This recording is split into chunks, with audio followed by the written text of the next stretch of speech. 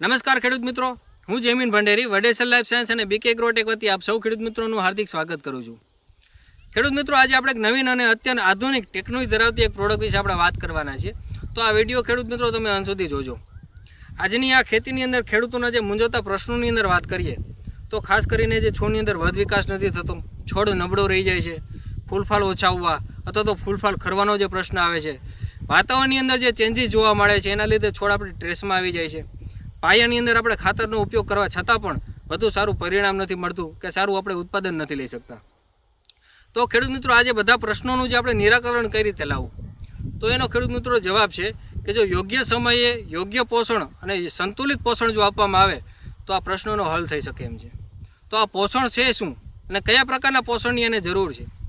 તો છોડને પોતાના જીવનચક્રની અંદર કુલ 17 પ્રકારના પોષક તત્વોની જરૂરિયાત રહેતી હોય છે કે જેની અંદર કાર્બન, હાઇડ્રોજન અને ઓક્સિજન આ મુખ્ય 3 પોષક તત્વો એવા છે કે જેની ખાસ જરૂરિયાત રહેતી હોય છે. જેમાં જે કાર્બન છે એ હવામાં રહેલો કાર્બન ડાયોક્સાઇડમાંથી આપણે ખોરાક મેળવે છે, એટલે કે કાર્બન શોષીને એનો ખોરાક બનાવે છે. હાઇડ્રોજન છે આપણે પાણી એટલે કે H2O માંથી મેળવે છે, અને ઓક્સિજન જે છે આપણે હવા અને પાણીમાંથી મેળવતું હોય છે. આ સિવાય જે બીજા તત્વોની વાત કરીએ તો nitrogen, phosphorus, potash, calcium, magnesium, sulphur અને બીજા અન્ય પોષક તત્વો જેમ કે આયર્ન, ઝીંક, મેંગેનીઝ, મોલિબ્લેડમ, કોપર, બોરોન આવા અન્ય ટોટલ મળીને 17 પ્રકારના જે પોષક તત્વો છે એની જરૂરિયાત રહેતી હોય છે. જેમ આપણે પણ ખેડૂત મિત્રો જે નાનપણથી સારું ખોરાક, સારું પોષણ મળીએ તો શરીર આપણું મજબૂત અને હેલ્ધી રહે છે, એમ છોડને પણ જો યોગ્ય પોષણ અને ખોરાક આપવામાં આવે તો છોડ એકદમ મજબૂતાઈ અને હેલ્ધી રહે છે. તો ખેડૂત મિત્રો, આ પોષણની પૂર્તિ માટે ખાસ કરીને અત્યારે જે ખેડૂત મિત્રો છે પોતાના પાકની અંદર સારા વધ વિકાસ માટે, છોડને સંપૂર્ણ ખોરાક આપવા માટે, છોડને એકદમ સ્ટ્રેસ ફ્રી રાખવા માટે એટોલનો ઉપયોગ કરતા હોય છે. છોડની અંદર વધુ ફૂલફાલ બેસે, છોડમાં ગ્રીનરી આવે, છોડ એકદમ સ્ટ્રેસ ફ્રી રહે અને વધુ પ્રોડક્શન આવે એ માટે મેરાકીનો ઉપયોગ કરતા હોઈએ છીએ.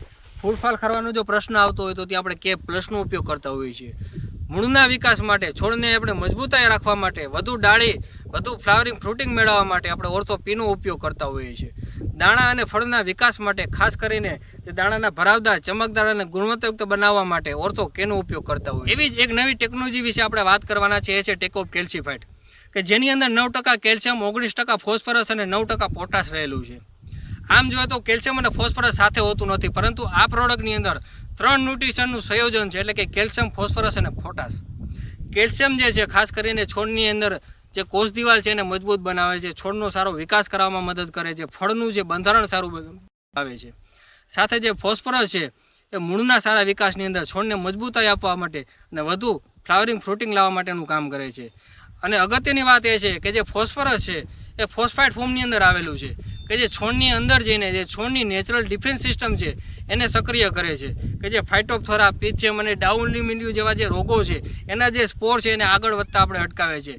એઝ અ ફંગીસાઇડ તરીકે પણ કામ કરે છે અને એઝ અ ન્યુટ્રિશન તરીકે પણ કામ કરે છે. અને સાથે રહેલું જે પોટાશ છે કે જેથી આપણે ફળના સારા વિકાસ માટે ફળ એકદમ વજનદાર, ભરાવદાર બને અને ગુણવત્તાયુક્ત આપણે બને એ માટેનું કામ કરે. સાથે આની અંદર જે વડેસર લાઈફ સાયન્સની પેટન્ટેડ ટેકનોલોજી એટલે કે ટેકઓફ ટેકનોલોજી રહેલી છે, કે ખેડૂત મિત્રો જે છોડની અંદર કુદરતી ભૂખ જગાડે છે, જમીનમાં રહેલા જે પોષક તત્વો છે મૂળ દ્વારા શોષાવે છે. આ ટેકઓફ ટેકનોલોજીના ક્યારે સ્પ્રે કરવો જોઈએ અને આ ટેકઓફ કેલ્સીફાઇટના આપવાથી શું શું ફાયદા મળે છે? જો આ ટેકઓફ કેલ્સીફાઇડ છે એનો સ્પ્રે આપણે ફ્લાવરિંગ સમયની અંદર કરવામાં આવે તો ખૂબ જ સારું આપણે પરિણામ જોવા મળે છે. ફૂલફાલની અંદર ખૂબ જ સારો વધારો કરે છે, ફૂલફાલ ખરતા પણ અટકાવે છે, છોડની અંદર ગ્રીનરી અને નવી ફ્રૂટ સારી થાય છે. સાથે અજૈવિક જે પરિબળો છે, ઠંડી, ગરમી જેવા જે સ્ટ્રેસ કન્ડિશનની અંદર પણ છોડને એકદમ તણાવમુક્ત રાખવામાં આવે છે અને ઉત્પાદનની અંદર ખૂબ જ સારો વધારો કરવામાં આવે છે.